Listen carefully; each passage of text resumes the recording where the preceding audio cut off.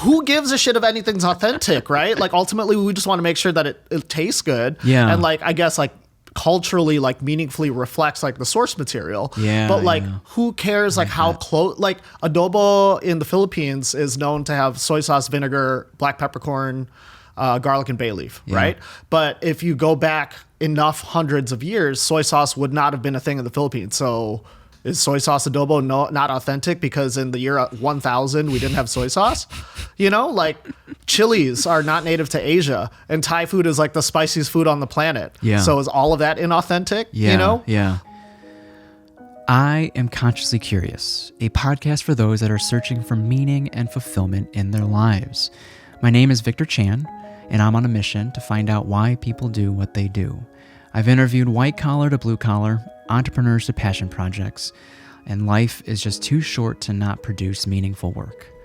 Thanks for tuning in.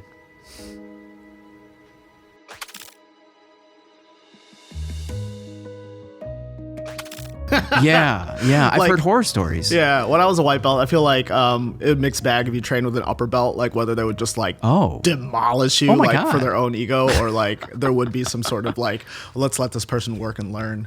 But yeah, you know, I think about the name of your podcast a lot because this is a concept that I used when I used to teach jujitsu. Oh, okay. You know, like there's conscious competence, oh my God, I'm effing this up now. Conscious competence, conscious incompetence, incompetent incompetence, and like unconscious incompetence, right? Competence. Yeah. Or unconscious. Yeah, competence, I know what you mean. Yeah. And some people are so oblivious. Yeah. And it's like two words that you just like keep four words rather that you just keep flip flopping like the order of them, the right? sequence, and it like explains like where somebody is at in their development. Yeah. And every time I think about your podcast name, I just like I think about it. It reminds me of that. And it's funny that we're talking about jujitsu, and you had multiple jujitsu people. Well, that's on what your I mean. podcast. You know, Bernie, Rex, like that's what I mean by it's like it's a sign. You know, this space. I got this space because of Lawrence Dunning from Velco, who's a teacher at Velco as well. And I had and then I have Kyoto Black from Justin Doggett as well, who does jujitsu. And so it's like I have all these people around me that admire it, love it, preach about it, and it's like it's about time. I think I'm glad you started. I'm coming at it from like a self-defense perspective as well. You know, having the ability to protect yourself, and I'm trying to catch up on all like the last podcast with. It was like years ago with like John Danaher and Lex Friedman. It was so profound. And like I'm trying to catch up on all the Henry Gracie stuff. What a guy. It's just like I can listen to him for days. Is that the guy that like made the backpack and the hoodie flip or something like that. Yeah. The quick flip. I feel like I personally have a responsibility as someone who used to teach jiu-jitsu that like teaching jiu-jitsu for self-defense I don't think is real. Oh, interesting. I absolutely don't think it's real. Jiu-jitsu is a sport 100%. For self-defense, I feel like the best thing best non-weapon thing would probably be like boxing and wrestling. Okay. And then jiu-jitsu. But I feel like for the mental game though, like it is just as viable as like anything else, because I feel like the better you get at jiu-jitsu, the better you get at identifying situations that you want to be in and not be in. And like, you know, this scales up and down, right? Like, you know, if I'm a really good like guard passer and I see someone and this I see my partner knows this and sits down and plays guard with me, I'm like, oh man, okay, I'm in for something because this person knows I like to pass guard and they're playing guard. Okay, all right. Alarm bells. Same thing, like if you're out in the street, oh, like I don't like the way that person is like approaching. Okay, maybe I don't want, you know, situational awareness, I think at the end of it is what I'm trying to say is more important than like any manual skill. Technically, like the technical aspect is not as practical for self-defense?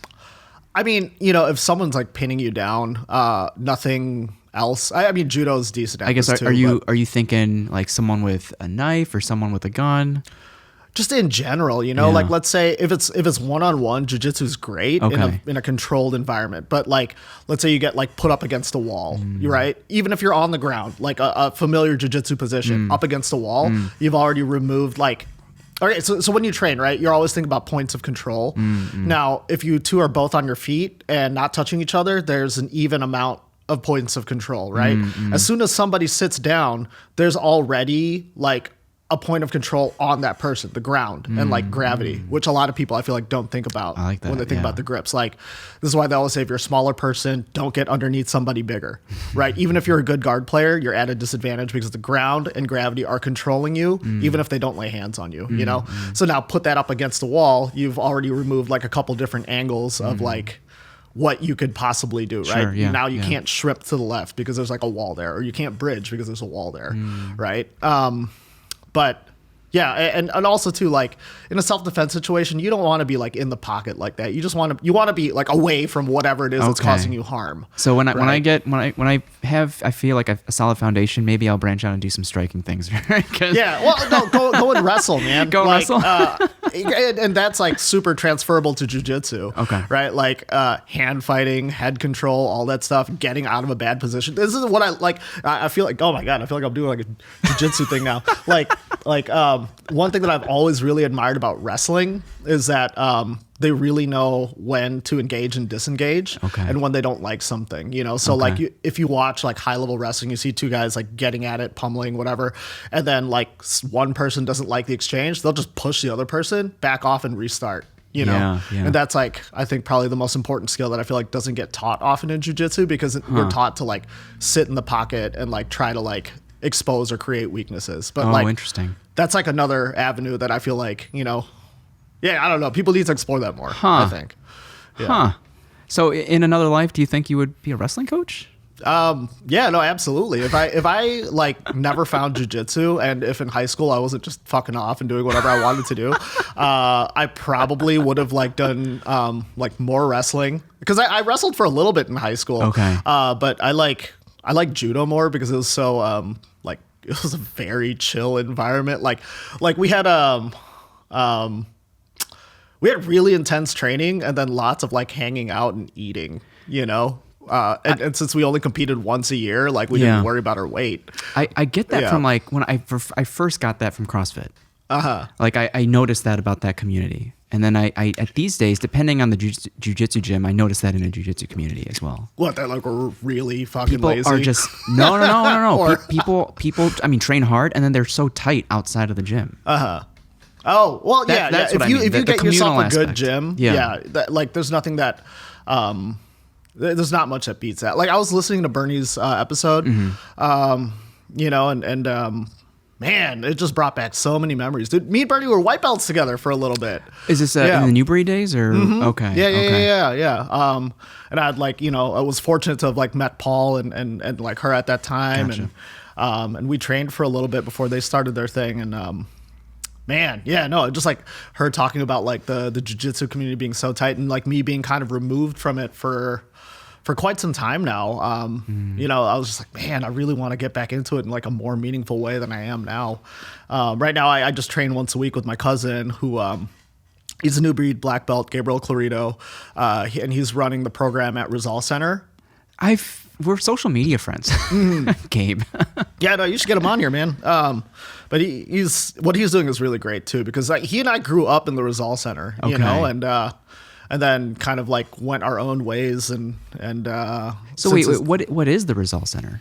So it's a Filipino-American cultural center. Oh, I didn't know that. Yeah, man. It's been around for a long time, and it was a huge deal for a really long time, and then some stuff had happened, and then but they're back. They're back now. So my uncle, Gabe's dad, he was like instrumental in like getting it all back together. Okay. You know, and like spearheading like all of the organizational efforts to like get everyone to like help rebuild it and all that stuff. And then now Gabe is teaching jiu-jitsu in the basement of it, you know, and it was really cool, man. Like, so we had class yesterday and I showed up late, you know, Filipino time, whatever. I can't control it. It's in my DNA. So I get there and the parking lot is packed and I'm like, holy shit, is class going to be like super busy today? You know, because normally it's like at most I've seen like 12 people down there.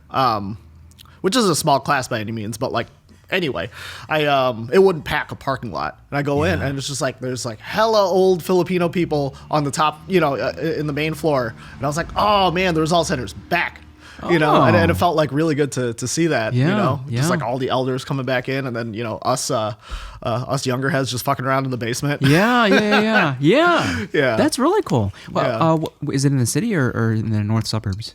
It's in the city. It's like Southport and Irving-ish. Oh, okay. Yeah. Cool. Yeah, it's cool, man. Like, you know, this is the thing that I quote all the time whenever I talk about boonies. That Filipino-Americans are the, I don't know where it stands right now, but to my last checking, the third largest Asian ethnic group in the United States. And prior to that, like literally months before we were the third, we were the second largest. And I think it's like constantly seesawing with South Asians. Number one being Chinese. And I'm like, you know, we had this cultural center here that a lot of the Filipino community doesn't know about, that a lot of the larger Chicago community doesn't know about, you know? And also, like, there's so many Filipino people. We had a whole ass TV show called ER, and you didn't see a single Filipino nurse. Yeah. You know, like, what's going on? There's a new one recently that is showcasing more of the Filipino heritage in nursing. Yeah. No, we exist. Oh my God, dude. Back to Bernie's episode. I swear to God, every time she would talk, I was just like, she reminds me of my mom, you know? And I'm like, oh God, Filipino moms, we all, or not we, they it's just all very, very similar, you know? I don't know, something in the DNA, I feel like it's calling. Yeah, you know, I attribute a lot of my Filipino circle to my wife, Justine, as well as Francis, but like it keeps growing, and I love it. I think I got to spend our cousin's birthday with them, and it's the type of family that I've always wanted. And everyone's always looking out for each other, and just they know how to have a great time. And we recently went down to Florida to celebrate another cousin's bachelor party. And I know my wife has said this before, but it was the first time where I would hear like over and over again, just because we were in like the lazy river, and we were just getting away from each other and stuff like that. But you came up again when we had dinner at Kaya and met Jamie. Oh yeah, man. Oh, I love them. And Jamie, you know, without knowing, but like talking to her, you can tell, I know she wasn't born in Chicago, but you can tell that she has that Midwest hospitality to her. And when she said that she lived in Chicago as well as coming back to pop up with Boonies, I'm like, oh my God. So we all put June 14th on the calendar. I'm sad. That's postponed. No way. It's okay. It's still going to happen. Okay. It's still going to happen, but it's postponed. Okay. Yeah. Well, we still have, I think our cousin made a 12-person res, so we'll be there regardless. Okay, excellent. 12 people. Holy shit. Okay. Oh, yeah, we don't know if 12 people show up, but we'll definitely be there. But yeah, so I'm very lucky to this. I think everyone is admiring this renaissance of Filipino culture and heritage in Chicago. Yeah. And we were trying to dig back as far as like how far back does it go? How far back does what go? What was like the original Filipino restaurant that like was the go-to? Shit, man, I can't remember what it was called, but it was on Clark Street, and they were like the first restaurant I feel like to fully like my wife was publicize. She couldn't think of the name either. It was like Fish something. Okay. I can't remember what it's called, but Monica Eng talked about it a long time ago when she still worked for the Tribune. So like we had a conversation. This was at Harold Washington, where I was invited to speak with some other people about like Filipino stuff, and I'd mentioned like making dinuguan. For those unfamiliar, it's pork blood stew. But like I'd mentioned, like making that being like very loud and public about like not calling it chocolate meat, like our, you know. Is that what some people would call it? Oh my God! Oh, have you never heard this? Oh my God! I've read it through articles, but dude, I didn't know. So Tagalog is my first language, and I never understood other Filipino parents telling their kids, eat the chocolate meat, you know? And I'm like, it's called dinuguan. How did I not know? Dinuguan literally translates to I put blood in it. Didn't realize that I was, among the kids that I grew up with, kind of unique in the fact that I actually spoke and understood Tagalog. Yeah. Here in Chicago. But were you born here? I was born here. Okay. Yeah, but I didn't speak English until I was maybe like 3 or 4. Would you attribute that to just your parents didn't speak English to you? No, my parents, Why do you think it stuck with you? You know, like what stuck? What made it stick that it was your first language? My parents are very, very different from I feel like the typical Filipino-American upbringing here in the Midwest. Okay. Like I'm so envious of like what happens in the coasts, because I feel like there's more of like there's less of like an identity struggle and less of like a need to assimilate, at least from what I've seen in the Filipino communities I've seen on the coast. But and what I've like heard here in the Midwest, it seems to be a lot more like leaning towards like assimilation. Okay. Like I was very confused when I started going to school, and like all the other Filipino kids that I went to school with, like really wanted nothing to do with Filipino culture. Interesting. Like hated it when I spoke Tagalog, wanted to distance themselves from me. It was super weird, you know? And then I you know, like many years later in adulthood, coming to find out that their families are all like very like conservative leaning. They love Marcos, like that kind of thing. And I feel like I encounter more of that here in the Midwest with like the Filipinos that I talk to than any other Filipino I've talked to across the country. My parents left, you know, at the time of, or like my parents and like their siblings, on my mother's side anyway, left during the time of martial law and were very like anti-Marcos, very like pro-Filipino. So yes, and my grandmother especially too, you know, so they did speak English to me. I grew up here. I was watching, you know, PBS and all that stuff and like being exposed to English, but in the house it was pretty much a Tagalog household, you know? And then going to school and like feeling that, like internalizing that, like eventually turned into like Tagalog being spoken at home, but I would respond in English, you know? And then my younger siblings, I don't think they learn to speak at all. They you know, understand, but not, they can't speak. Yeah. You know? Yeah. That's interesting. I feel like I meandered a bit. No, that's great. So even and by the way, I almost went to Nels West. Oh, yeah? Yeah. I born in Skokie, grew up a little bit in Morton Grove, and then moved to Palatine when I was like 12-ish. But, wait, where'd you go to? So you went to Parkview then? I went to, yeah. Oh, yeah. Wow, yeah. That's where my sister's kids go. For elementary, yeah. Parkview. And then, but I know I'm catching up with, I don't know if he worked there when you worked there, but he's a college counselor, Jerry Pope. He started like a ping pong club. Oh, wow. At, I believe, maybe North, but he's in the district. He's for both North and West. And then I don't know if you know a Jake Weiss, but like one of my best friends from college went to North, wrestled at North, and he practiced at top level for a little bit. He teaches at Mac's Gym on the Northwest side. Maybe if I saw the face. I don't know too many North kids. Okay. Yeah. Okay. But that being said, like when you experience that in school, and when we say school, are you talking about elementary or all the way up to high school? All the way up. All the way up. You didn't feel the need to assimilate because, like, even after not getting along with. No, people? I mean, I definitely felt it. You know, my parents were not really about that, especially my mom. You know, and you know, this is something that I really love. Like when I think back on like lessons that I wish I had like absorbed sooner. Yeah.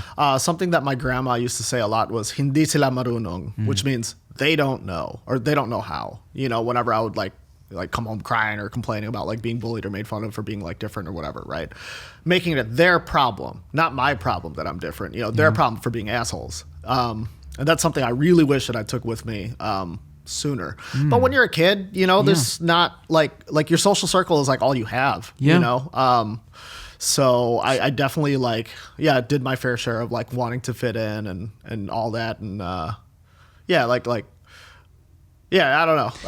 Well, what's interesting now is like I hear of nephews and nieces joining Filipino clubs. Yeah, man. So one of our cooks, he takes Tagalog classes at a fire, which is amazing. Like he doesn't speak Tagalog really. He like kind of understands like a real little. When I say real little, like I mean just the phrases that like, you know, you're being scolded and some food, you know. And now he's taking Tagalog lessons at 24 years old. Okay. You know, like that. I feel like, you know, my generation, that's not really a thing. You either speak Tagalog and you're outcast as a fob, or you're like a cool Asian, you know. And what would you attribute the Renaissance to? Is it food or is it something else? Man, you know, I feel like now I need to like relate this to Boonies. Please. You know, in 2020, I was like real pissed off at a lot of things. Okay. You know, a lot of stuff. As far as was it the Asian hate or was it something else? I mean, there's a lot of stuff going on. Like, so, man, I'm trying not to expose people right now.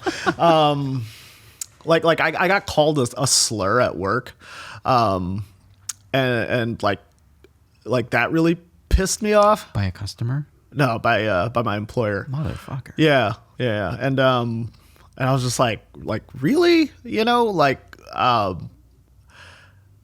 I would just say it, but I feel like maybe this might need to be off record. I don't know. Or maybe I don't care. Whatever. So you're doing your own thing these days. My employer called me the I don't know. Yeah, why am I trying to protect this? He said Filipinos are the N-word of the sea. No. Yeah, he said that to me, and I was like, what? And he's like, oh, don't blame me. No, my auntie said that. I didn't say that. Well, like, you literally just said it, And then my coworker, who's Filipina, she was like, oh, he doesn't mean that. He's just joking. And I'm like, what the like you defending this? Come on now.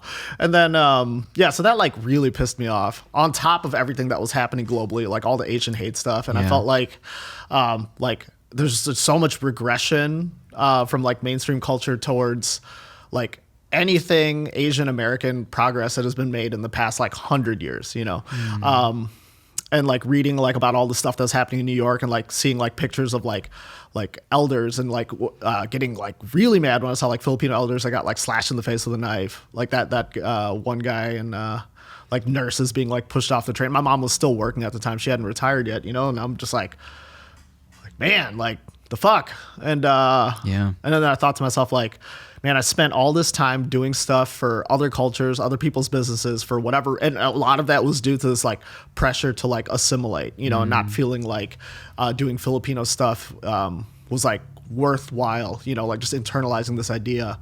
And I'm like, like I have all this experience and I work really hard. Like I need to put that towards like my community, so that's when Boonies was born. And then like, so this stat that I quote, like to this day, when we finally became, even when we were still a pop-up, we were like the 23rd Filipino business in the greater Chicagoland area, which is crazy to think about because in Chicago alone, there's 8 million people, right? In the Chicagoland area, there's way more, way more, and 23 Filipino businesses, right? Like if I take a rock and just like throw it in either direction, I'm gonna hit a sushi place, a pizza place, a burger place reliably every single time, no matter where I'm at, But 23 Filipino places in Chicago and the suburbs, insane.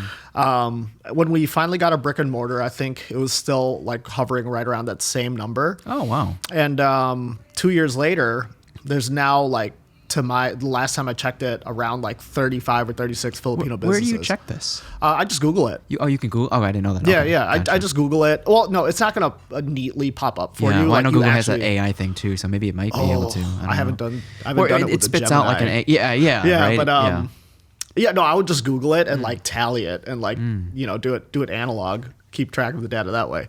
But yeah, no, like there being like 35 or something like that. That's like at least 15 restaurants in 2 years, which is crazy. It's still a really low number comparatively to the population of Filipinos and just the general population, like anyway.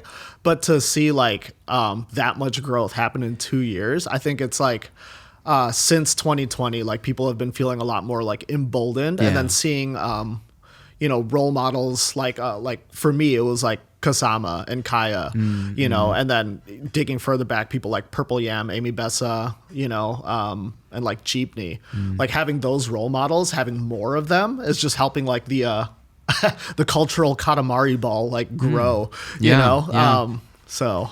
Yeah, God, I forgot what your original question was. What do I attribute this to? I don't know, man. Yeah, I mean, is it the food? Is it the food scene that is like emboldening it, and giving people the confidence to just embrace it more? Possibly. I think just having more positive media that isn't like, as much as I love Joe Coy, I also kind of hate Joe Coy, God. Well, and please come to Boonie's Joe Coy. Don't just don't ignore that I just said that. In what way? Like, how does he? What does he do to does he bring shame to the community? No, like what is it? I feel like his he's done so much good stuff for the Filipino community here and back home. But I feel like a lot of his earlier stuff was very much like very kind of like minstrelly, making fun of his mom's accent kind of thing. Oh, interesting. Yeah. I haven't gone that far back. Yeah, no, his like earlier stuff was a lot of his jokes were just like he would just imitate his mom, and that was the joke. Yeah, and I'm like, oh, that's I really, think we all do it. That's kind of like his personal experience, right? And maybe that was his form of assimilating and getting a reaction. And that's what got a reaction back in the day. And I think he's riding the wave of the Renaissance. Well, I would say that he's a little before. Like I feel like again, as much as I didn't super appreciate like all of like the really minstrelly kind of humor, he definitely was like initiating a lot of programs like before like this current wave that we're seeing now is happening.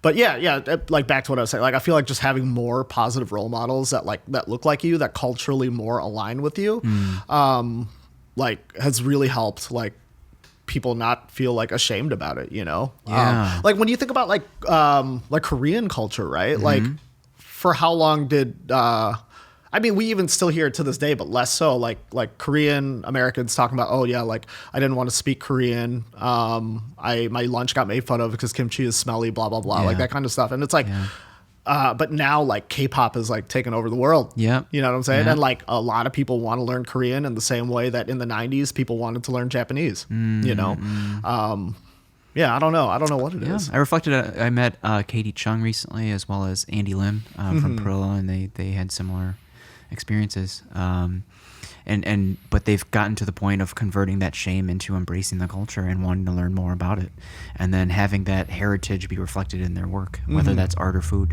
Yeah.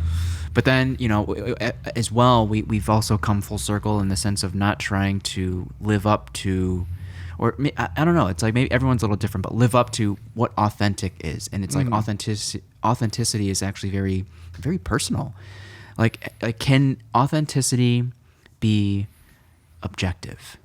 No, it absolutely is. In the sense of like so specifically trying to appease everyone in the Filipino community with your food. Yeah, no, sorry, I misspoke. Isn't that impossible? Objective. Authenticity is not like by objective. You mean like this is not as good as my Lola's. Larger definition that everyone agrees to, right? No, absolutely not. Like, so I think about my buddy Carlo, who he's a chef in Portland, award-winning chef, multiple outlets in the Pacific Northwest and Denver, and former New Breed, or not former, really? It's still New Breed family. He trains out west now. Like he said, what's authentic to me is not authentic to you, and that really like that's a phrase that really like sticks with me because it's so firm. Like, this is very real to me. It is absolutely not real to you is how I take it, and that's like true of any culture's food, like the way that like your mother prepares something is going to be different from like how your neighbor's mother prepares something. Same thing with like my family, and regionally, and then larger, like, rendang is like the national dish of Indonesia, right? But it's also like the national dish of Malaysia, I think, or something like that. But it's like different enough. And then there's rendang in the southwest of the Philippines that looks similar, but is not the same as rendang in Indonesia. So are all three wrong, or are all three correct? All three are correct. Yeah. They can be. And authenticity too is like, this only became a thing because of fucking white people. Honestly, like.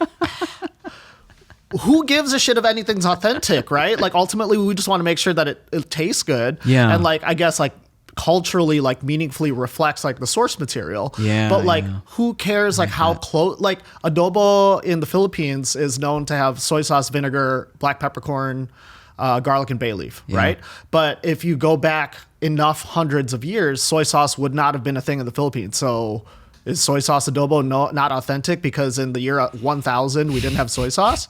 Like chilies are not native to Asia, and Thai food is like the spiciest food on the planet. Yeah. So is all of that inauthentic? Yeah, You know? yeah. Like, I think about fucking like Polita from Sriracha, yeah, dude. She number 1 star, or no, sorry, like 1 star spicy, too spicy, like I forgot what it was, lap, I think it was. You know, like Thai spicy levels, like these things that people say, right? But chilies are not native to Asia. So does that does that just throw all that out? You know, cilantro's not native to Asia. So like all of Sichuan cooking, all of Vietnamese cooking. Anyway. Well, yeah. Who are typically, what's the demographic of people that are complaining about authenticity? So it's everybody, but I think it's hard to narrow it in a demographic, which again, I think is another white supremacy thing. You know, like if you are going to tie everything into neat little boxes, like you're not going to respect like the full spectrum of what it is like to be a human, or like what it is to be a culture, you know? Yeah. Like, sure, data is important to a certain degree, but data isn't everything. It's just numbers, and people need to like make the story, make the life out of the data. Yeah. When it comes to this thing of authenticity, and what I mean by like you know, it's a white supremacy thing. Like, white supremacy wants to fit everything in neat little boxes for like the mainstream white like digestion of like information. Okay. And unfortunately, like especially like very heavily colonized cultures such as the Philippines, like it's very, I feel like it's more rare to encounter somebody who like does not care about these things, because survival, you know, like on the pyramid of like survival needs, like a lot of things like are unmet. So you're looking towards like, what is going to make me survive? Okay, if I join the rat race, if I play it right, if I do Maslow's, then I'm going to survive, right? Now, like scale that into this authenticity talk, like, oh, okay, we have to race to be like the most authentic restaurant, so that way white people will be like, oh, we are the most authentic restaurant. You know? Yeah. And then on the converse of that, you have Filipino people that like spend their entire lives in this box, not thinking outside of it in any way, shape, or form, and think that that's the only way to do it. And if you go outside of the box, oh, you're a deviant. Yeah. Well, like if you don't follow this set path, whether, you know, and typically that means like heteronormative Catholic, got a degree type job, you know, manual labor is dirty, this and that, blah, blah, blah. Like, and then you meet something that doesn't agree with your narrow definition that you suffered so hard to like stay a part of, it like freaks you out a little bit. And then you get that commentary of, oh, this is inauthentic because like they're not doing it the way that is supposed to be. I know. But is anything supposed to be anything? You know, why can't stuff just exist? Yeah, you're right. You're right. When we talk about authenticity, I think that if you do something from a completely different culture and name it another thing, that I think is disingenuous and wrong. Right. But like, for example, something like Boonie is where I think about techniques and ingredients that would have been possible, or like thought processes that like meaningfully reflect the culture, but doing it in a slightly different way to like adapt with the times. Like, I think that is authentic, you know? But if I were to like, I don't know, make sushi, right, and like fill it with like ground pork and deep fry it and call it like sushi lumpia or something, that I feel like is that's like run off the rails. You never had that thought, did you? No, dear God, no. You did sushi for a long time. A very long time. I did Japanese food for like 15 years probably. I didn't find too much about kind of your time between high school and sushi. Oh yeah, I'm very mysterious. That's good. As I get older, I'm appreciating the ambiguity more. Yeah. The anonymity more. I guess, like, did you take a home ec or cooking class in high school that kind of led to this interest, or was it cooking with Lola back in the day? Like, what kind of stoked that fire? Well, so I think back, I didn't actually cook that much with my Lola. I love telling the story. Like, I grew up like taking for granted the Filipino food that we ate, and I was so curious to like, what's it like to be an American kid whose favorite food is like sandwich? Okay. You know, like I just could not understand that, but I wanted to know, you know. So I'd watch Food Network, I'd see stuff that people get excited about, like I don't know, like hot dogs and like fried chicken and stuff. Yeah. Like I don't Sure. not Filipino food, and I like would try to recreate it. And then my grandma, I feel like she maybe like picked up on that. She was a cook for many American families in the 1930s in the Philippines before World War II. Oh. Yeah, man. So she knows how to make American food really well. Okay. And she taught me how to make gravy at like 10 o'clock at night when I should have been going to bed because I was like 9. Huh. Yeah. So yeah, that day like really stuck with me. She taught me how to make gravy like with roux. Like so we were cooking flour in oil and then like making gravy out of it. Oh wow. Yeah. But so that stuck with me for a really long time. And like that whole like my formative years just thinking about food. I've always been interested, you know. I love to eat, so I naturally would need to know how to like make the things that I want to eat, right? So I tried a bunch of different things in like after high school, and nothing really stuck. I was a CNA for a little bit. Okay. Yeah. Okay. It's just that's what your family or friends kind of maybe pursued themselves, and you were just kind of following, or man, no. So I didn't know what I wanted to do, and I just signed up for community college because I'm like, I have to do something. So I signed up for community college and like failed out of it, you know? And then I was like, oh, I'm Filipino. I should be a nurse. So that knee-jerk reaction. Yeah, so I signed up for CNA school. But I was like, what the hell are you doing? Like CNA, no, like just go for like the whole thing. You don't need to be a CNA. Because your mom was a nurse too. Mm-hmm, okay, yeah. She was a nurse for a really long time. Okay. She was like, you don't need to be a CNA before like going into other stuff, you know? And I don't know, I'm hard-headed and dumb. So I was like, okay, no, I'm going to do this first. And then like did that for a little bit. Like, no, I hate this. And then I had dreams. I had dreams of trying to be like a pro athlete of some sort, you know? And I trained jiu-jitsu every day until like every joint in my body was broken, you know? And I'm like, okay, fuck, no, I like my brain and I like my body. I need to do something else. And then I was like, okay, I think I should just cook. You know, like it's the only thing that I feel like I can actually like reasonably do and make a living off of. Did you come to that conclusion on your own? Like at that point, where was your friend circle at? Man, your support system, like what were they? This was my early 20s, so support system was also dumb. I like, fucked around in college too. Yeah, no, I was like, dude, you can't be like. I don't know. I feel like what is it? Like a gestation is just like increasing every year that we're alive, you know? Like anyway, all my friends like were like in their own journey, you know? Yeah. Everyone was like lost too. So this did kind of come like about like of my own my own idea. From your own, yeah. Yeah. Okay.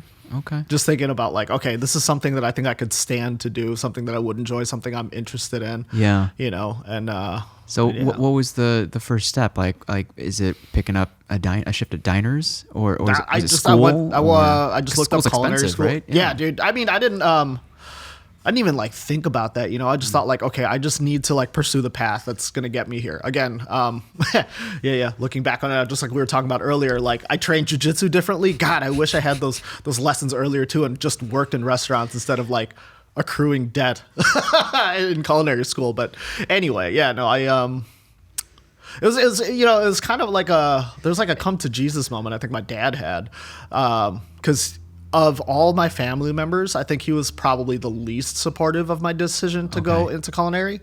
And he actually toured Le Cordon Bleu with me. Oh, wow. And we saw that was a shithole. Like, not to talk, I'm talking shit, whatever. Too late. And he was like, no, if you're going to do this, you're going to do it good. And then he pushed me to go to Kendall.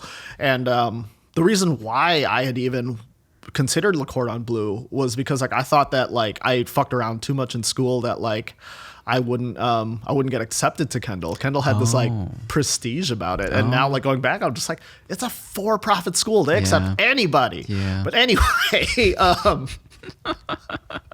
God, you can tell real disillusion. In a way though, your dad was supportive. No, he definitely tried to dissuade me out of it at first, but like. You know, I think once you realize, and like every parent, you just want your kid to do good. Did he provide options? No, he just said go to Kendall. Like we toured Le Cordon Bleu. But when he first just tried dissuading you from it, like, did he say like you should do this instead. No, he just said don't do it. He just said don't do it. Yeah. No, we have very like classic like man conversations. Yeah. I wonder if that's evolved over time. Yeah, it certainly has. As they get as we all get older, do we become more patient? Do we become gentler with each other? I think if you do the work, you do. You know, there's some people. Man, there's a quote that I really like. Man, God, do you know Neil Gaiman, the author? Yeah, he wrote. Was it a book about the graveyard or something like that? Neil Gaiman. Gaiman, yeah. He wrote a lot of science fiction-y fantasy stuff, and it makes me sad that he's like a huge piece of shit. But, yeah. Oh, I didn't know that. Oh my God, yeah, no, he's a huge piece of shit. Oh, There's shit. like this whole thing like came out about like abuses. But man, sucks. He had a quote in one of his books that like grown-ups are just old on the outside, but you're the same little kid on the inside. Yeah. You know? And for better or worse, I think that's really true. If you don't like do the work to evolve yourself, you're always going to be the same like the same thing on the inside. Yeah. And if that thing on the inside is like very sheltered and immature and not communicative, you'll just be that way, you know? I think like especially like older or like prior to now, before like the internet and like sharing of information and ideas and stuff got so crazy widespread, I feel like we just lent a lot of credit to people that are older just because they've like survived, you know? Yeah, like, more understanding of maybe why the way they are. No, I'm saying like we just like, especially like being Asian, I feel like you just bestow respect upon like older people because like, oh, this elder must know more.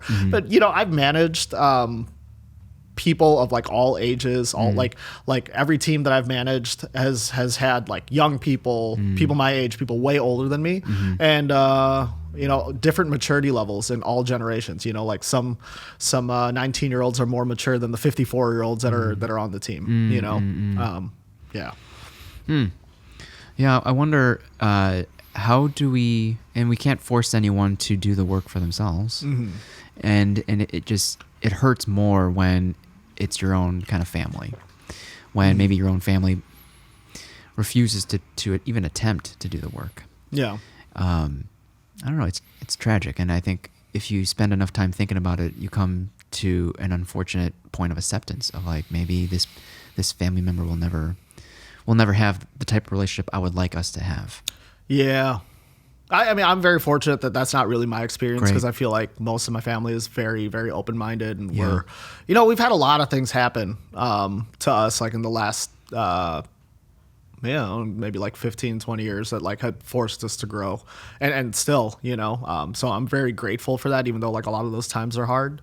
But yeah, no, like thinking about other people talking about their families, and so I was previously married, and I think a lot about like my ex and her mom's relationship, and she talks about you know how that like there's always going to be like certain flavors that are never going to go away, and if you want that to like evolve, you have to do like some extra work or you don't, you know. Is that meaning extra work like with each other or on your own? Yeah. Okay. Like because some people are just like never going to change, but if you want like a different outcome, you have to do different shit, you know. Yes. Yeah. And extra work, if you're doing it on your own, what if you just outgrow that other person?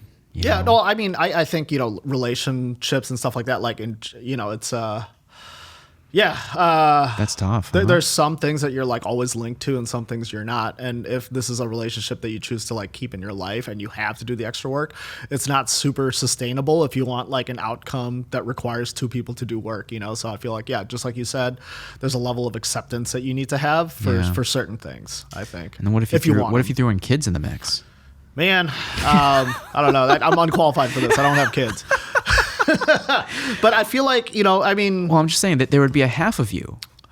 Like you can't completely sever that relationship. I think about some people that I know that have had like divorced parents. Yeah. And some of them are just they need a lot of help. And then there's some people that are super, super well adjusted because they have a model for them for like two people that realize like this situation is not working out or rather this setup is not working out in the way that it's set up right now.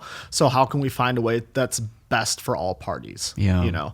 And I find those people are a lot more grounded than even people that grew up in like prototypical stereotypical like stable households with two parents. Well, there's always work to be done, I guess. Yeah.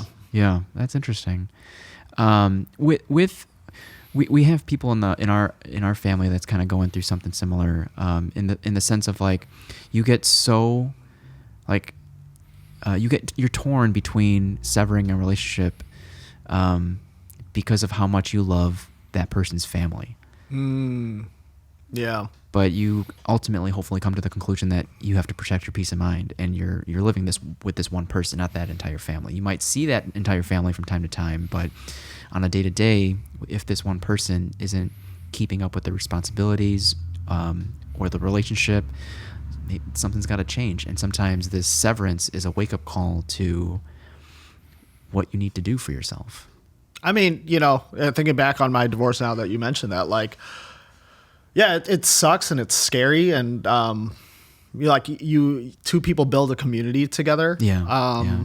Like we didn't have kids or anything, but like we definitely built a community like around us, and it sucked for a little bit to like sever that, but ultimately like everything was just better for it, you know. Okay. And like some things just aren't gonna like work out in the way that you would have hoped them to, but also like after you go through a traumatic event, whether that be like a death, a breakup, a divorce, whatever it is, like you're a different person at the time of that schism than you are after you've done the growth, if you choose to do like the work to like recover and heal from it. You know, there's some people that like, you know, it's a trope. I feel like there's like the bitter divorced person who's who hates like the opposite sex, who hates dating and is just like depressed forever. Right. That's certainly an outcome that you could choose to have, or you could choose to realize like this was an event and it's always going to be a part of me and I can grow from it or not, you know. I know. And especially immediately after it happens, there are probably that community that you've built together, they are put in a position to maybe choose, which would be unfortunate. Sides. Man, I mean, people, unless something like horrible happened, I feel like you don't really need to choose. Okay. But going back to this whole like people put themselves in boxes thing, a lot of people feel the need to choose, you know. And again, at the time of said schism, you're a different person from who you are a month later, 6 months later, years later, right? And like you'll either come to realize like the people that chose sides, if they've never found a way to like get over that or get around that, are either like they're either still your people or they're not. And at that point, it's irrelevant to you. Okay.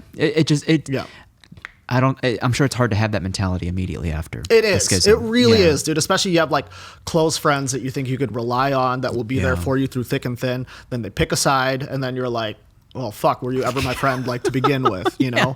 And then like years later you realize, oh, okay, that's just where you were at in your, you know, cause like I've had friends that have like apologized to me for like picking sides. I've had friends that never picked sides, you know, and like some people that firmly stayed the other side and we don't talk anymore. And I get like even a year later, which isn't that much time, like I was like, okay, you're not my people and I don't give a shit. Like I'm gonna do me, you know. And now like over a decade later, I'm just like, oh yeah, like I live my life, whatever, you know. This is a thing that happened a while ago. I learned some lessons from it and I don't give a shit currently, you know. Do you feel like you were this mature even like during that relationship as well? No, absolutely not. Yeah. What did you do to gain this maturity? What were you consuming or what were you thinking about? Well, okay. So one thing that I will recommend is that like therapy does help, but you have to find a well-aligned therapist. You know, is that on background, personality? What does it feel like to be well aligned? Man, I don't really, like I said, like there are people in your life that are like people for a lifetime, and there are people that are like just there for a season.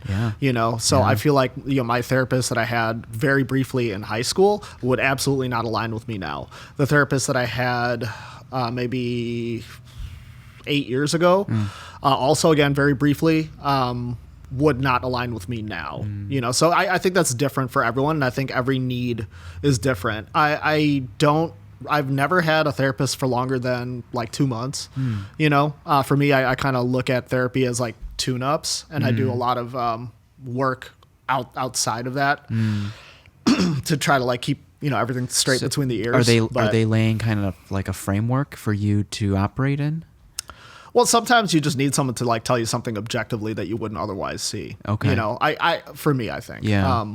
Especially like I'm like really stubborn and hard-headed, and I feel like I know the right answer most of the time, but that gives you, like being able to trust your gut is a really important skill, but it also gives you blinders. So every now and then if I feel like really, really dysregulated, nothing's going right, then I'll like look up somebody who I feel like is qualified for my like current situation. And if we have a conversation and it feels right, then I'm like, okay, all right. Bleh. Here's like emotional vomit, sort it out, tell me what's good, and then like a month later, that's so healthy. I'm good for a couple of years. It's so healthy. Like that's how therapy should be, in the sense of you shouldn't continue hashing out the same story and repeating this victimhood over and over again. You're not learning from therapy then. Yeah. Oh man, just jujitsu lesson again. I feel like I relate jujitsu to like everything. I'm one of those guys. Fuck. Man, I'm a bald guy on a podcast named Joe. I hate this. But like, if you train at the same jiu-jitsu gym, I feel like as a white belt and as a blue belt, it's fine, whatever. Train at the same place forever with the same training partners at that time, because you're still learning the vocabulary. But once you know the vocabulary, like it's very beneficial for you to cross train. Open mats, yeah. Yeah, open mats, or even like if you like build the relationship, like actually train like one of the best grapplers I know cross trained at like maybe 5 gyms, like across Chicago, and just like built those relationships, and maybe would pay a drop-in fee and like take class, and also like of course open mat, but open mat's a different vibe. And that's kind of what I think about therapy. If you have the same therapist, sure, you guys are like really getting to know each other's, or rather they should be like getting to know your history and your habits and all that like really well. And they'll know you in a way that like a new therapist won't know. But at the same time, like, just kind of like how you get in a routine with things that repeat in your life. If this thing is always repeating, then there's going to be blinders there too, Yeah. So at this point, like, what would you change differently about entering a new relationship? Well, I've been with my partner for the past 8 years now. Oh, okay. Yeah, she's great. Love her. And it's funny. Is it finding someone that is just as committed to self-growth? I mean, it's always going to waver, because like I'm someone who thinks that I'm like very committed to self-growth all the time. But again, you get blinders, especially when like you wake up every day and you think the same thing every day. Yeah. Maybe I'm not actually doing the work. I don't know, so you need a reminder here and there. But you do need someone that I think that you're aligned with, like on the important things. Yeah. And what those things are at any given point in time, I don't know. But I feel like you two people need to at least be like open to like always changing with each other. Yeah. Yeah. So Kendall, did you finish? Did you go all the way to the very end? I did, man. Kendall? Check it. A lot of people don't. I failed algebra 3 times. 4 times, now that I think about it. I failed it twice in high school, once and a half in community college. Wow. Yeah, so I failed algebra, 4.5 times. Okay. Once was a D, so it passed, but the credit didn't count. And then I went to culinary school and cared and passed. But well, yeah, that's just, it's finding something that you care about. And like having a reason to care, you know what I mean? Like, because I didn't give a shit. I still don't really care about algebra beyond. Well, actually, now I use it a lot for like costing and stuff. But no, I don't know. You just got to care about what you do, otherwise it's not going to be a good result. And what about Kendall? What else about Kendall that kind of opened your eyes to the big picture, maybe. Man, Kendall was great. At the time, It's refreshing to hear that. Yeah, we have a cook now that graduated from Kendall, and everything that they've told me about their experience, just it makes me real sad, man. Oh, because I feel like I went to like the premier culinary school. You know, there's so much equipment and food that I will never ever again see in my lifetime. Okay. You know, and then they've like severely like downsized the program, but charged more for tuition now. But anyway, yeah, no, I mean, it was cool. I feel like it exposed me to a lot of different avenues that I should, I still reference in my career. And opened like a lot of doors, introduced me to a lot of people. Yeah. But just, I don't know, like being in an environment like where like I cared about what I was doing was really like important for me. That was that the first time you can recall that you started to care? Outside of jiu-jitsu, yeah, I think outside so. of jiu-jitsu, Yeah. okay. And then by caring, you're starting to develop this identity then. You're no longer kind of in limbo. You're no longer kind of lost. Yeah, I would say so. Maybe if I didn't know it at the time, and I actually, frankly, I've never thought about it until you just mentioned that. But yeah, I think so. Yeah. So you saw it through. You saw it through to the very end, and did it line you up with any internships or anything like that? Yeah. So it gave me like the tools to like ask, you know, because before I was very much like of the mindset of like, oh, I need to be qualified before I even like ask for a thing, before something even happens. Sure. And a lot of like the instruction there was just knock on doors and like ask for stuff, you know. And so that's what I did. I staged at like all the best places that I could like think of. I had a list of like what I thought would be like good for my career and like would provide me the experience that I want and would set me up for like the future that I want, and just worked at all of those restaurants. Is this late, like early 2000s still? Mm-hmm. Yeah. Okay. Pre 2010s? Yeah. Okay. Yeah. Okay. When do you think chefs were starting to become celebritized? Well before that. Okay, well before that. Okay. If we know about like Marco Pierre White, he was Yeah, kind of like okay. the first one. That was the 80s. Oh, okay. But this like crazy explosion that we're seeing now, probably like maybe like mid 2000s. You know, Emerald Live times. Yeah. Okay.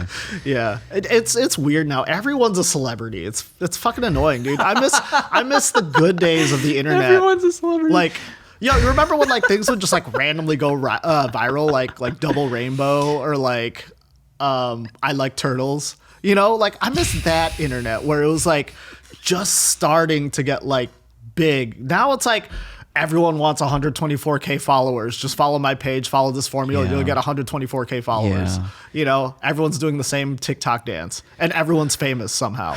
What? Like, what? I know. Well, when it's that easy, it's like you stop caring. I stopped caring, at least. It's just I will acknowledge it's provided opportunities or at least created a first impression.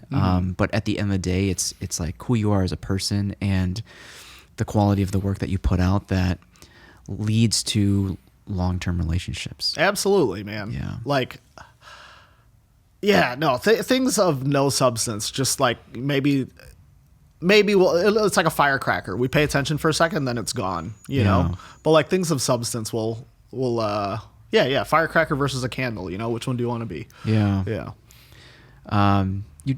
You shared that analogy in an article when you were talking about the shame that was, or not the shame, but like the, how did you pronounce it? The blood stew. Dinuguan? Yeah, dinuguan.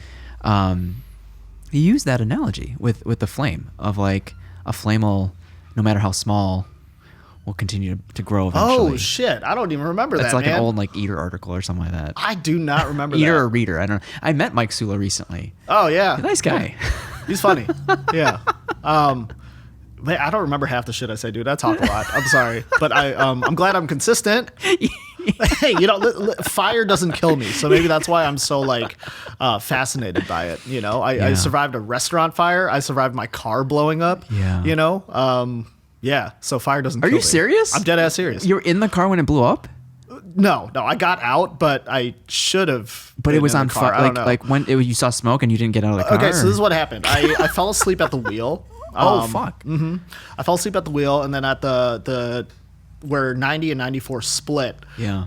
That's when I woke up listening to fucking Billy Joel of all things. I don't listen to Billy Joel. Why Wait, was that in my car? Did you fall asleep when you were driving, or you pulled over? No, I fell asleep while I was driving. What? Yeah, dude. So I was heading back home after working like a double, and like stone sober too, but I fell asleep at the wheel because I'm just tired. I also found out, and maybe this is like the seeds of it growing. I have carcolepsy. Have you heard of this? No. Dude, doctors need to stop making hilarious diseases.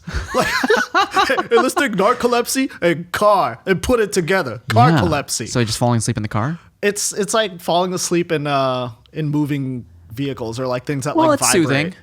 Yeah, but it's like but to like a debilitating degree. So No shit. Yeah, I try not to drive. It's at a night. legit condition. So I haven't been diagnosed, but I have the symptom of falling asleep in vibrating things. God, that sounds terrible. And when you like when you Googled your symptoms, WebMD came up with carcolepsy. Because I thought I had narcolepsy, but in combination, like I've really bad sleep apnea because I'm Filipino.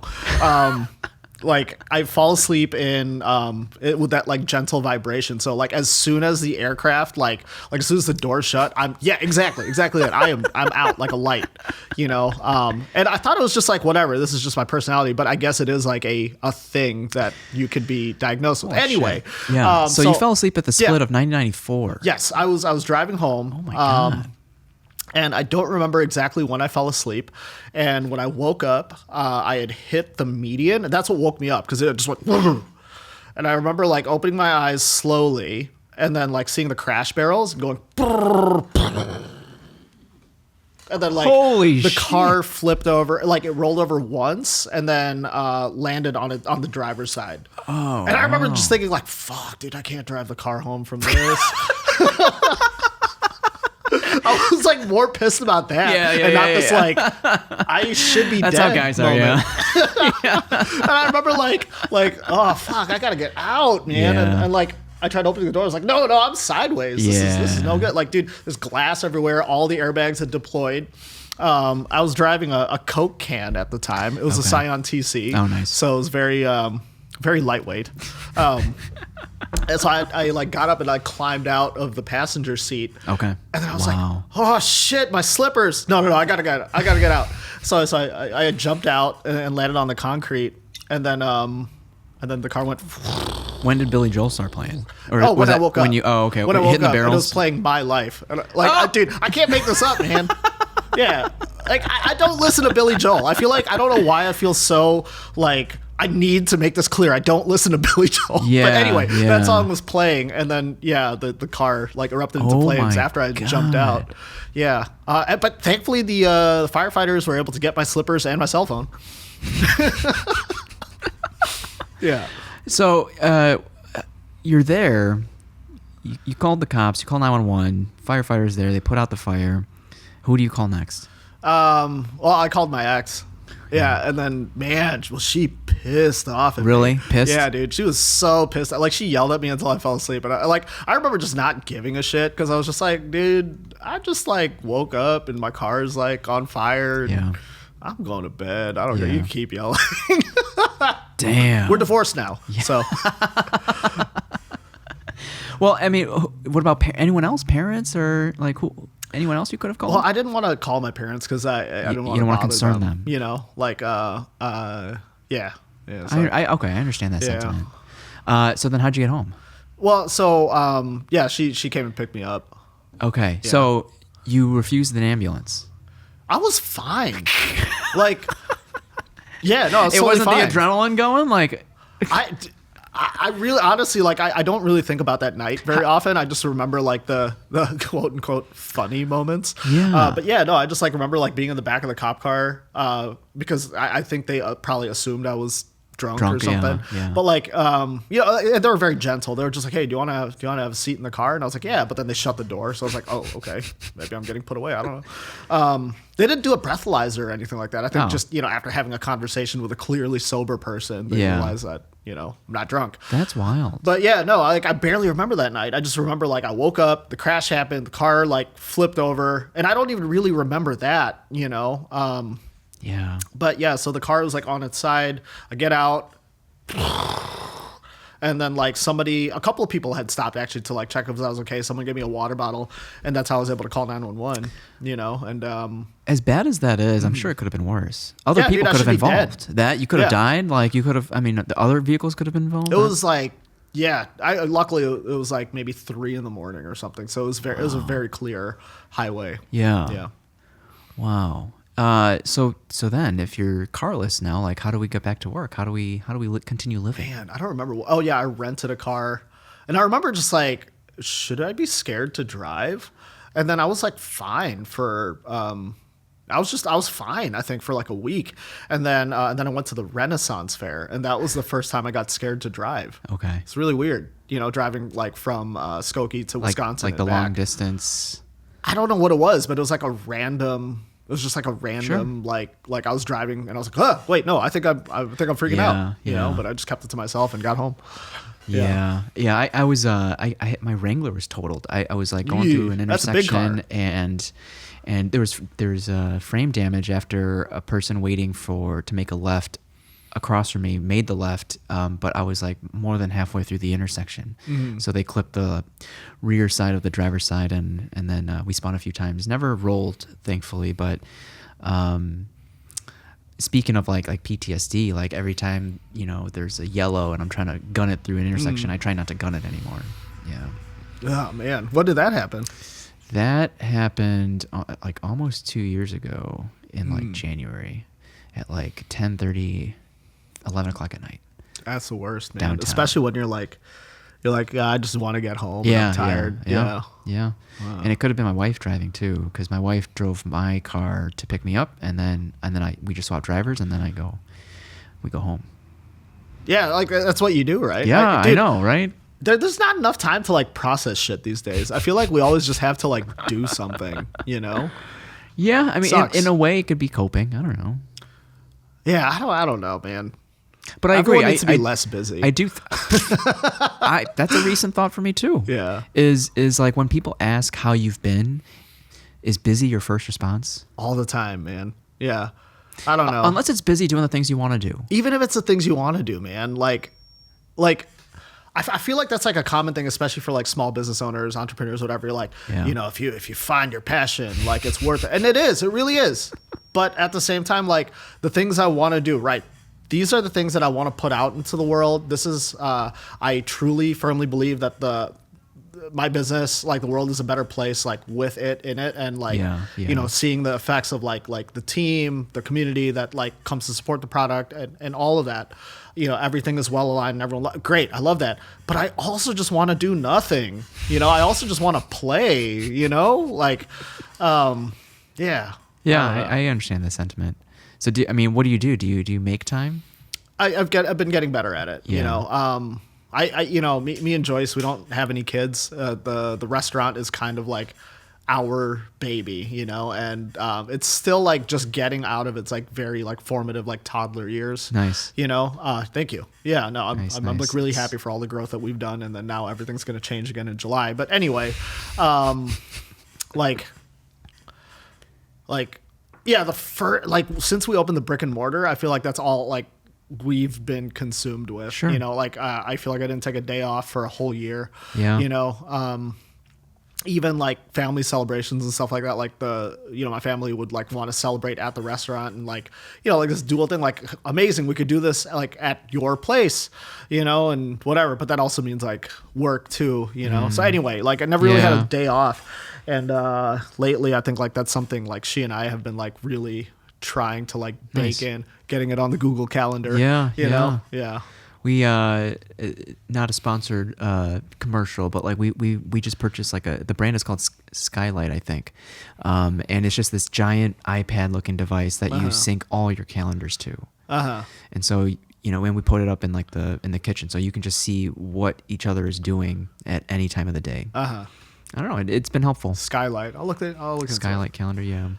I agree with that sentiment. If we were to come back to the path a little bit, so what doors were you knocking on after Kendall? I worked at Alinea for a very brief period, and the Aviary and Next. So you kind of circled all three, or that was kind of what like they wanted. Oh, kind of like a fill-in. Well, just like to figure out if it's for you, and it really, but more than really a stage. Because I was going for a job. Yeah. So I was there for a little bit. I'm trying to think what else was. What about it wasn't for you? Everything, dude. Culturally, it wasn't a fit. Like it really, I took a lot of pride in like being able to cook, which just sounds like a weird thing for a cook to say, but like I felt like a lot of the people, man, God, that tracks though. I feel like I'm gonna sound like an asshole here. I think chefs are proud. I remember working next to somebody who was not very, again, this is also like me younger, so my perspective is like younger, full of testosterone and fucking cartilage. I'm just like, everything needs to be like seeing someone who's like not very skilled, but then having to like eat shit from that person because like of seniority, and then like I remember like being a smartass going like, so you think you could cook a steak, not sous vide? And then the reply back to me was like, I make the most expensive thing at a Grant Achatz restaurant. So like, there's this like pretentiousness. Yeah. And I was just like, that doesn't sit well with me. Yeah. I just in general, I feel like the world, and this very much relates to the people that want to be like in a box. People are so like fixated on like external validation and external things, but like who gives a shit if you have so one of my jiu-jitsu instructors, a really great guy, Nick Sim, he used to say all the time like just, you could wear whatever belt you want, I don't give a shit, but like, are you that belt, and I feel like that is, for me personally, I feel like the best way to approach life. Like, are you actually about what you say you are? Like, what does it matter? Like this external validation, if you can't do what that external validation is supposed to like mean, Yeah. Yeah. A friend would ask like, when was the last time you impressed yourself? Mm-hmm. I love that. Like you're the only person you need to impress. Yeah, absolutely. Yeah. Yeah. But I that quote, I thought about that quote when we were talking about authenticity earlier, and I liked how you said you're kind of paying homage to the source material. Mm-hmm. And so if you had to pick one other person to be validated by, maybe Lola. Oh, no, I love it. She eats at the restaurant like once a week. Right? Like and she just says, yeah, it's good. It's okay. And that is enough for me. Yeah. And my mom, dude, like when my mom says that she's so proud and like happy and she loves it. Or like when Joyce says she really likes something, like, that's really all I need. It is, right? Yeah. Everything else is the cherry on top. Mm-hmm. Yeah. Absolutely. So then after you found out that Alinea wasn't a good fit, like what was next? Man, I'm trying to remember, dude. That part of my career was like really hazy because it was a mix of like staging and also like finding something that'll pay the bills while I look for the next thing, So I worked at a bunch of like random like hole in the wall places.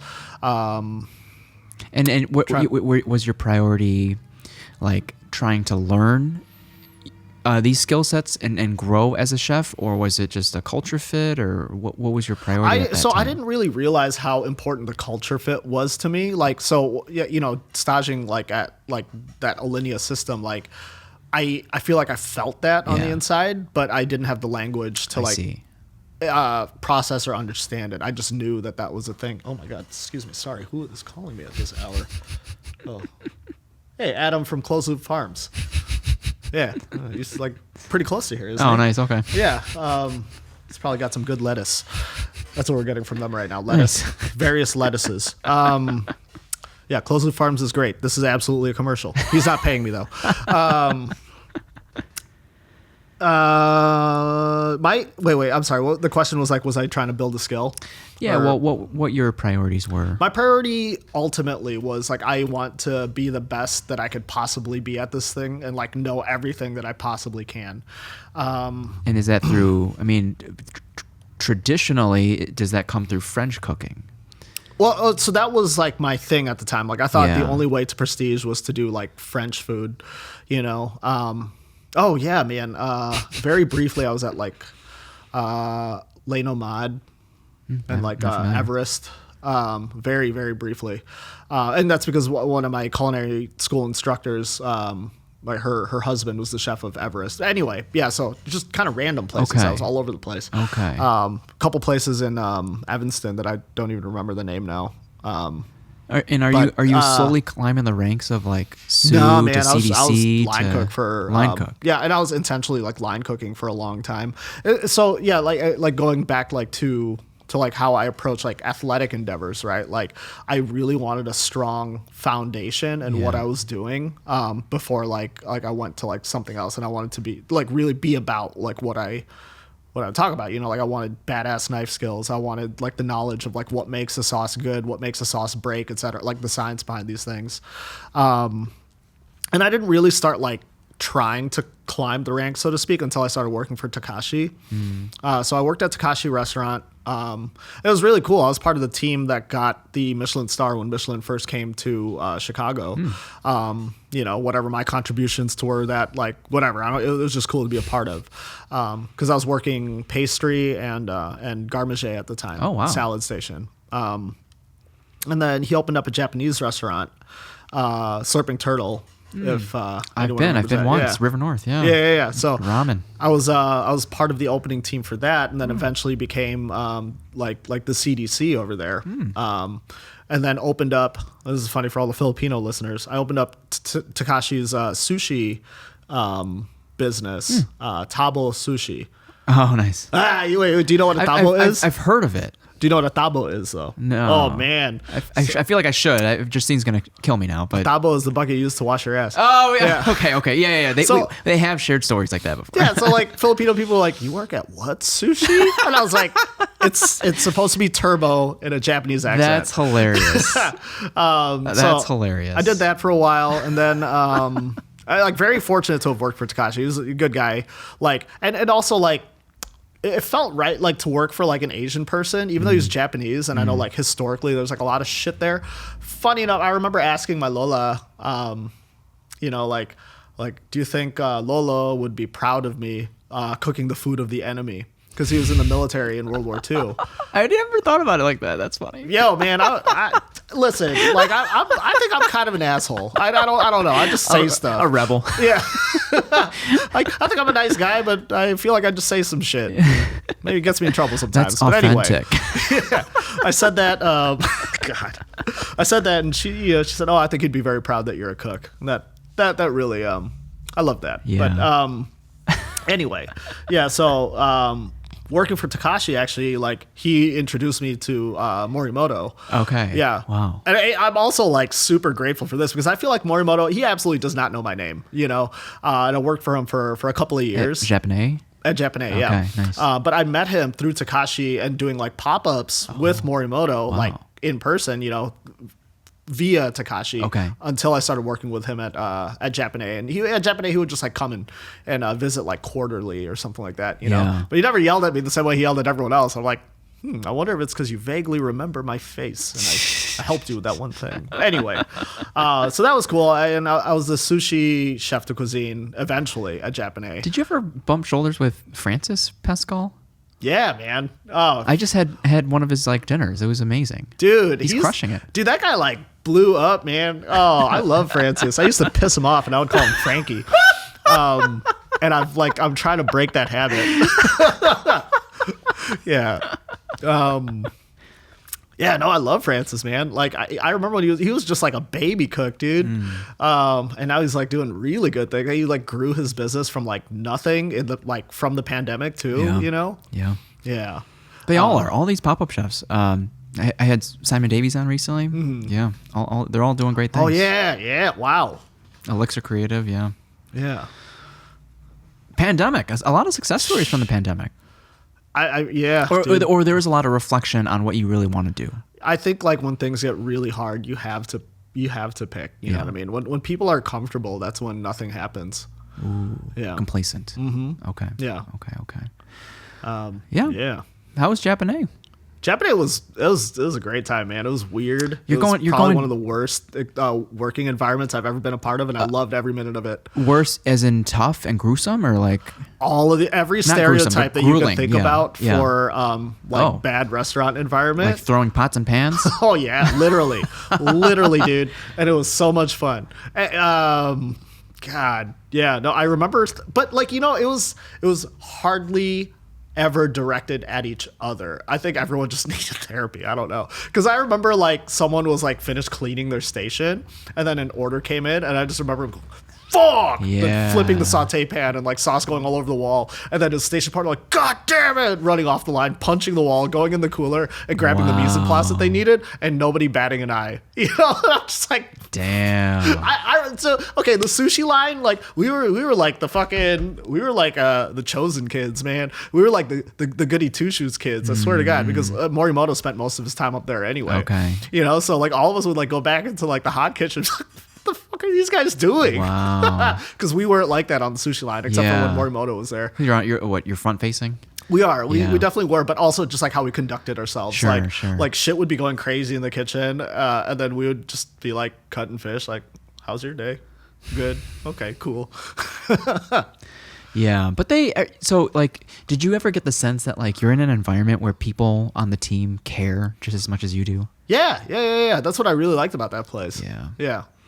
Damn. And did you notice, or was it a conscious effort that like you find yourself going deeper into Japanese cuisine? It was a very conscious effort because again, now I remember midway in my career not having the full language again, knowing what I want to do, but thinking I want to do something more Asian. Okay. You know, and Filipino food still had not crossed my mind at that point. I was still thinking, I need to do a prestigious cuisine or whatever. Yeah. You know, and Japanese. And out of the all Asian, it's like Japanese is there. Yeah, like everyone had a fucking hard on for Japanese food. So I'm like, okay, I this is what I'm doing next. And and sushi had like a magical like allure about it too. So I went from specializing in Japanese cuisine to sushi because it's magic. So at that time, what was the air of like omakase? Because omakase blew up. Like there's so many omakase places now. Now, yeah, dude. I remember like being really jealous of that because in Chicago there really wasn't too many people doing it.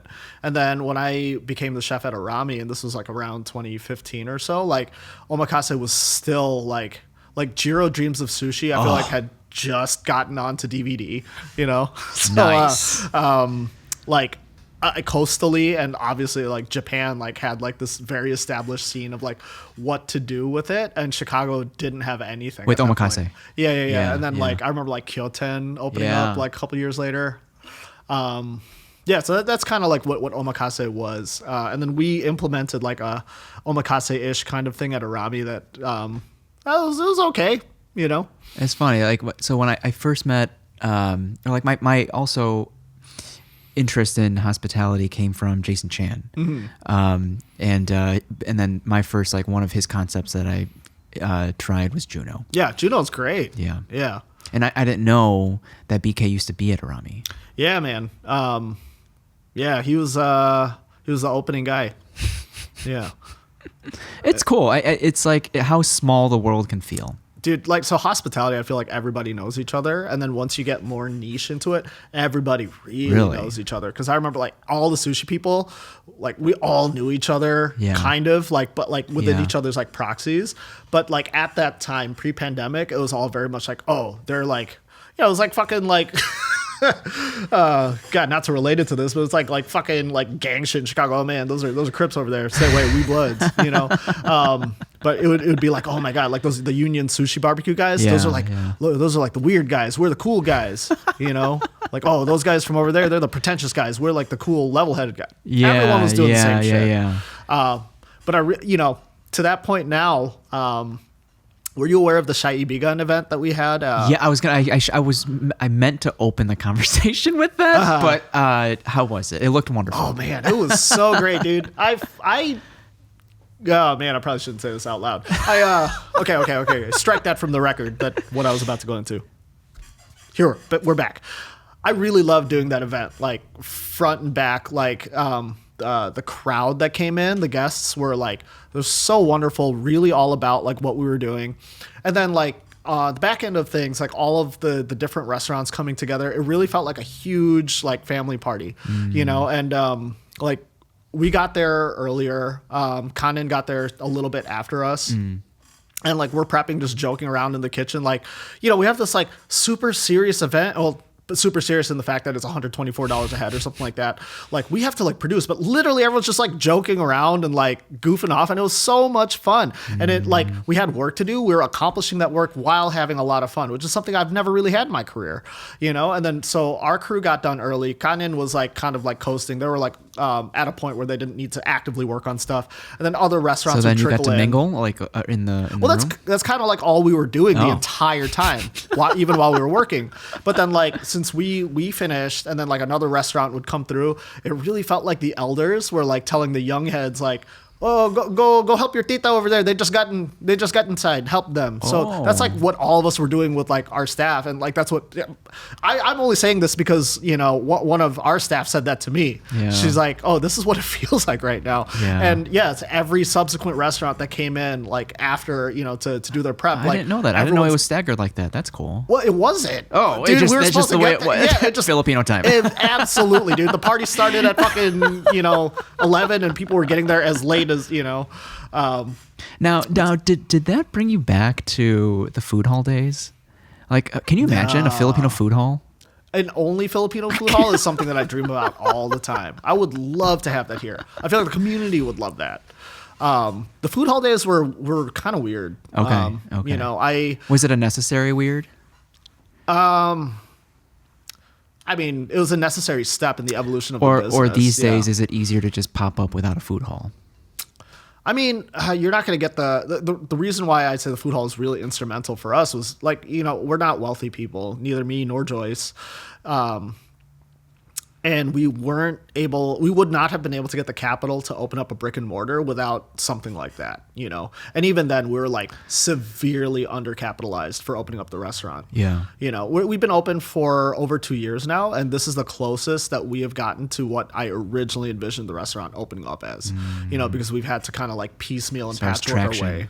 Well, no, not even. Just like, I wish that we had more resources when we opened, so the restaurant would look like what it looks like now 2 years ago. What about like crowdfunding? Like you didn't consider any of this? Well, so we tried. We did a GoFundMe and we got $5,000 from it, that was very helpful. But like to open a restaurant, I would recommend now for someone to, like you don't need to have it all at once, which I think is what scares away most entrepreneurs. But I think you need to be able to have access to like $150,000. I think. Yeah. Yeah. To open up a place roughly the size of Boonie's. Well, and when you say like when the food hall is necessary, is that meaning like gaining a reputation? Kind of. Yeah. I feel like the food hall and food halls in general are they're bubbles. So we made some like good connections there, and a lot of our regulars from Revival do come up to see us, but I think we are a rare case because typically like especially where we were there, it's all office people that like maybe don't even live in Chicago. They take the metro from like elsewhere, some people as far away as Wisconsin all the way just to work downtown Chicago, and then like, you know, they have their heads down, they're pissed off, they're tired in the middle of their day, go into a busy food hall, eat something real quick and leave, and don't really think about it, you know. And most food halls in those type of buildings? For at least here in Chicago, what I've seen, you know, I think Time Out. I guess besides Time Out, but Time Out has like a large workplace culture as well. But West Loop is a very foodie. Yeah, I think they're trying to like replicate their mold that they have like internationally. Whereas I feel like virtually every food hall type deal in Chicago has been centered around like business offices. Yeah. Interesting. Yeah. Huh. I mean, it's a great business model, but in terms of like actually like Polita shared the same sentiment. That it just being in it's a food bubble. Hall, yeah. I mean, it's like you're just foot traffic. It's tough. Yeah, and it's hard to convey like a concept there, you know, when you're hidden too. Yeah. You don't get to build the kind of community that you really want to build. It really, towards the end of our time at Revival, was completely a numbers game. And that kind of killed me. It's survival mode, in the sense of like, what do I need to do to survive? But then I'm sure that was extra motivation to get that brick and mortar. Absolutely, man. Like we were up for our renewal conversation, and I just did not want to do it. Yeah. So yeah, we were just like scraping like every penny that we could, and putting it away to be able to open up the brick and mortar.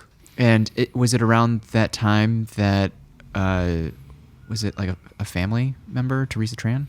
Yeah. So Teresa, yeah. She, we were making a deal with another place, and then she caught wind of that. It was funny. It was Thanksgiving dinner, of 2022. And like we were just sharing our like restaurant woes. Yeah. And she was getting ready to like close her location where Boonies is now. Yeah. And I was talking about this deal we were about to make, and she's like, "Hey, instead of like doing that, why don't you just do it with me?" And then that's how we ended up.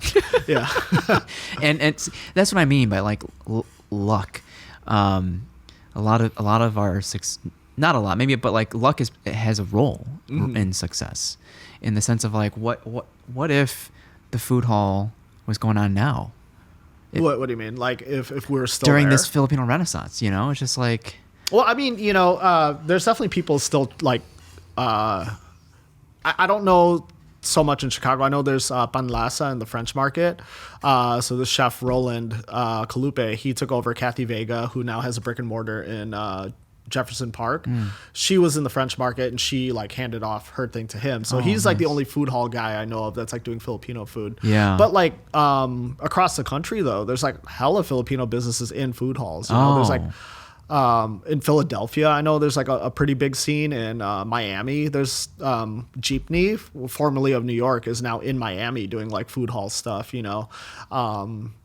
Bad Saint, are you familiar with that restaurant? They were in DC, and then so the chef that opened, or I think he opened that place, he is going around the country doing like food hall Filipino stuff, like in random food halls in random big cities. Jamie said she collabed with a chef from DC. She's trying to, or I don't know if they did. We had already. that, like we had like a Jollibee peach mango peach, like wait, they're from hard DC. seltzer.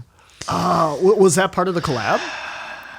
Because I know she did a collab. They made a kimchi cocktail based. Oh yeah. They did the Korean Filipino night. Okay. So it wasn't a Filipino chef. It was a Korean. Yeah. Chef. With Danny Lee. Yeah. That's the chef. Okay. Yeah.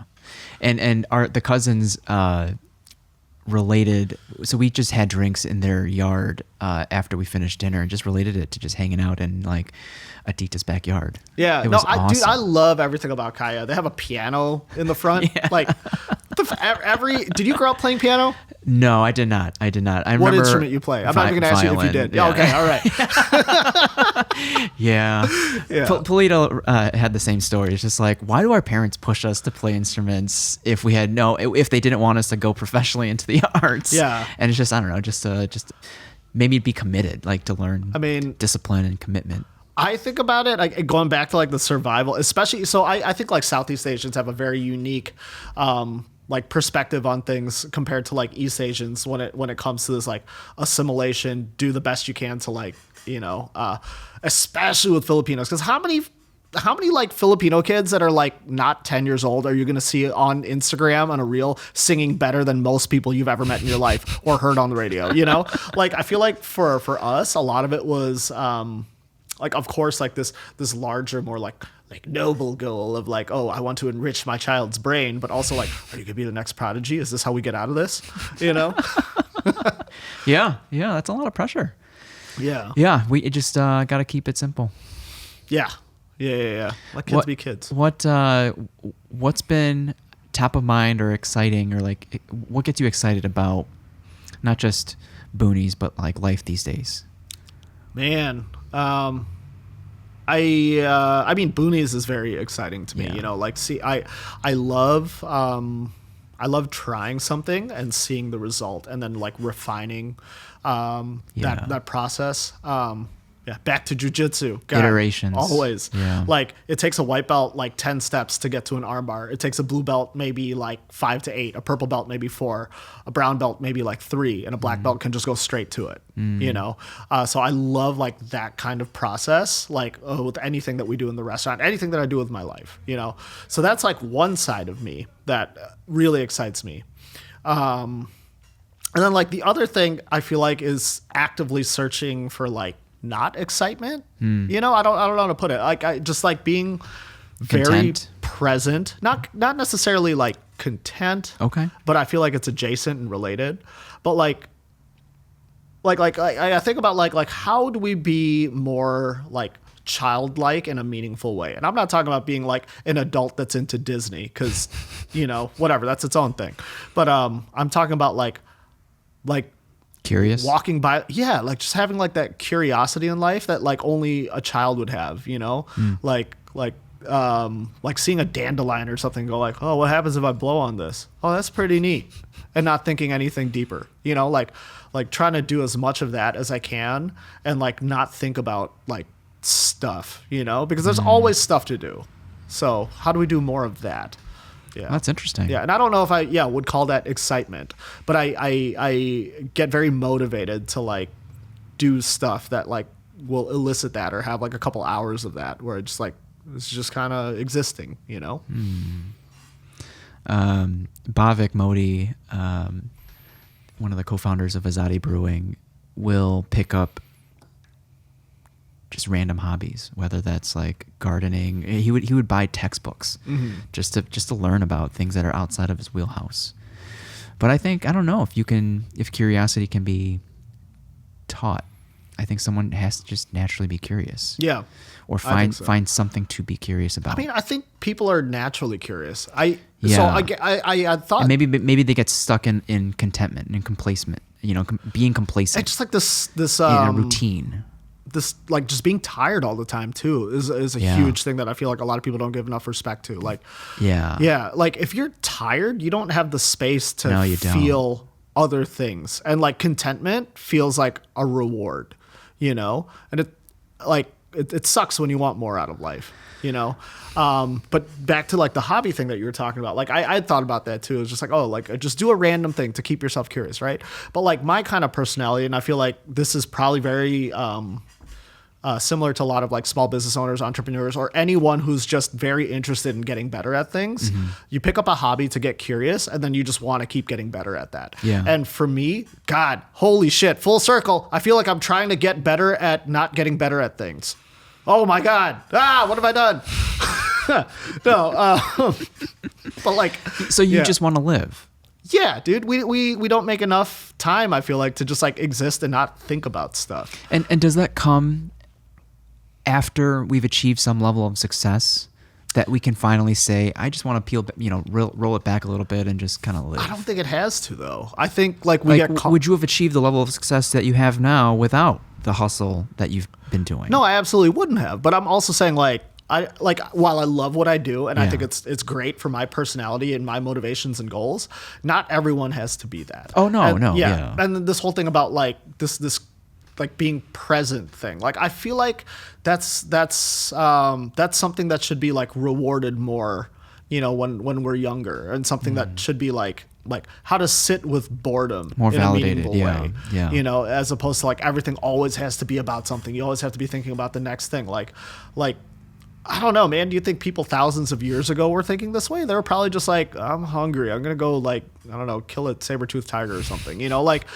we need more of this like kind of like aimlessness in our lives, I think. And like finding a balance between like being able to like just do that and not have to worry too hard about it, you know, and like the productive stuff. Because obviously like, you know, things still need to happen, and like life is going to keep on moving whether we like it or not. But like we only get one brain, we only get one body, so we should be able to like enjoy it sometimes. Yeah, I've been thinking about that a lot too.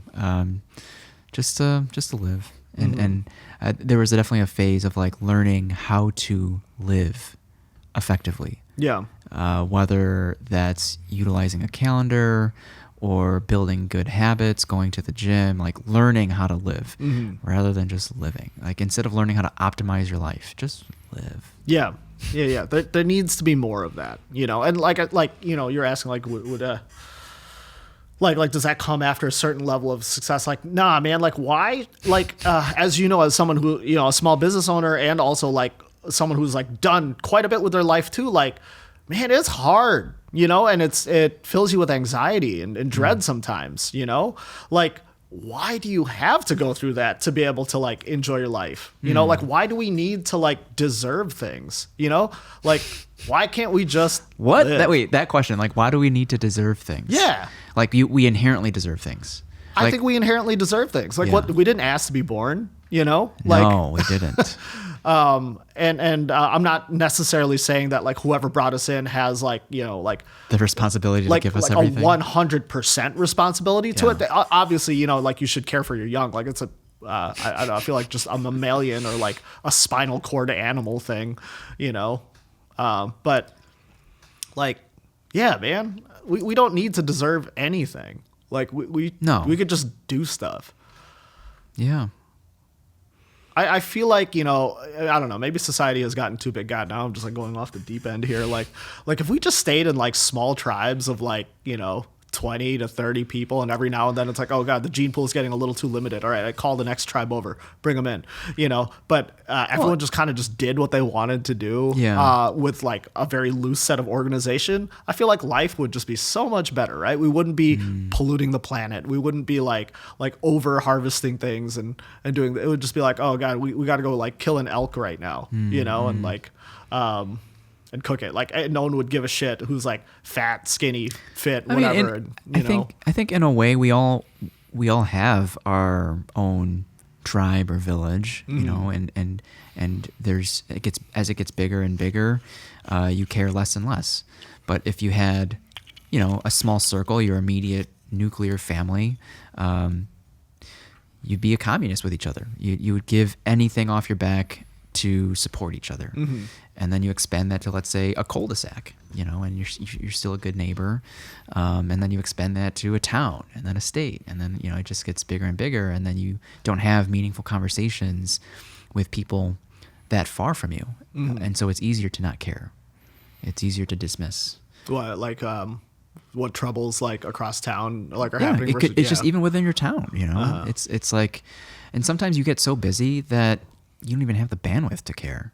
All you can care about is sometimes yourself or your family. Man, that's what I'm saying, man. People are too busy. I don't know. Maybe I'm. You're like not wrong. I'm spitting nonsense here. You're not wrong. Know, but like, and I think people want to be less busy. I think, but people are also in survival mode. Yeah.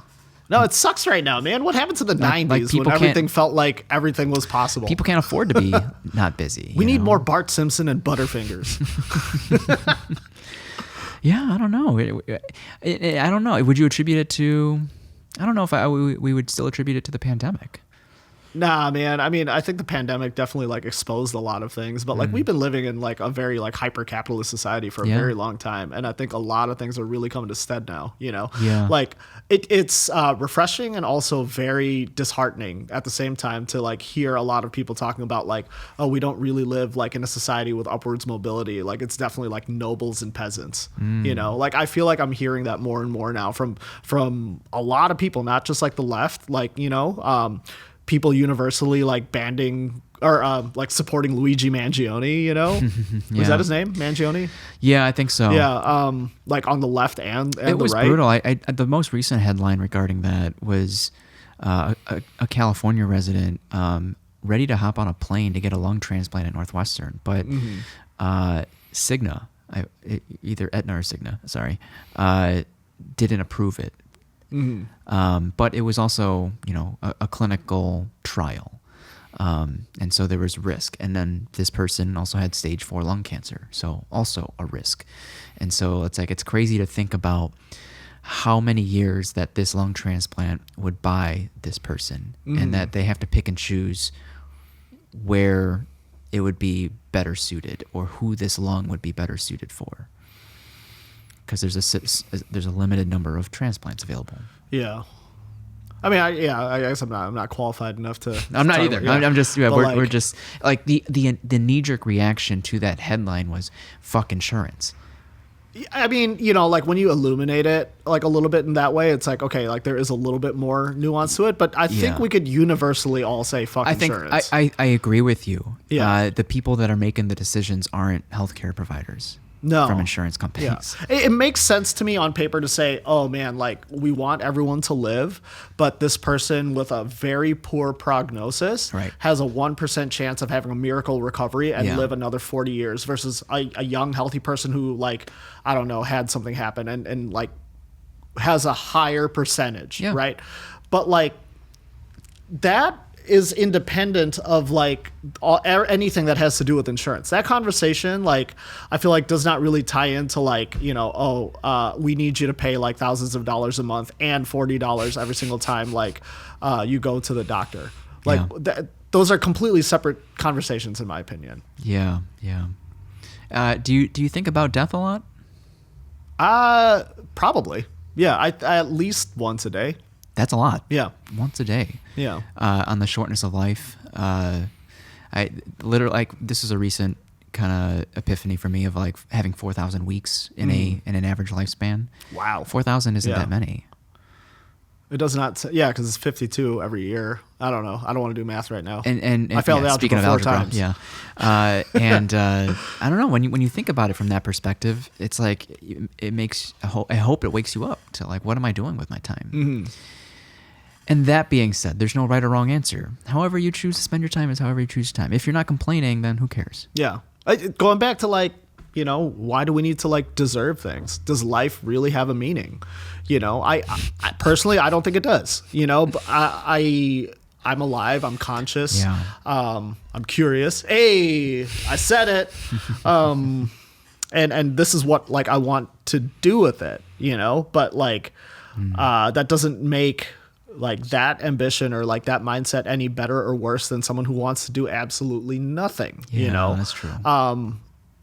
Like I feel like, you know, there's definitely like a spectrum here, like people that like actively want to exploit or, you know, like that I don't agree with. And that I feel like, you know, that needs an attitude adjustment, but like to just live like neutrally or like neutrally positively, like that's fine. Yeah. And we should reward more of that. Yeah. Not everyone needs to save the world. Yeah. Yeah. I agree.